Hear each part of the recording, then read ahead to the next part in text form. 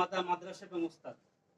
আলহামদুলিল্লাহ ছোট থেকে এই পর্যন্ত যতটুকু আমি পড়াশোনা করছি, আমি এই তিনজনের খেদমত পেয়ে আমি এত বড় হয়েছি।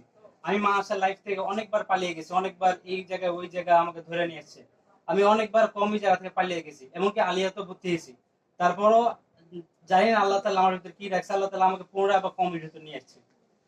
আমার ভিতর না ভাই আছে এলেম, না ভাই আছে আমল। আপনারা সবাই চিনেন, সবাই জানেন। তো আল্লাহর একটা রহমত যে আল্লাহ তাআলার কাছে এটা শুকরিয়া আদায় করি যে আল্লাহ আমাকে যে দিনের ভিতর রাখছে, এটা শুকরিয়া আদায় করতেছি। তো ভাই আপনারা এই পর্যন্ত প্রায় 6 বছর 7 বছর যাবত আপনাদের ভিতর ছিলাম। আপনাদেরকে অনেক রকম কথা বলেছি।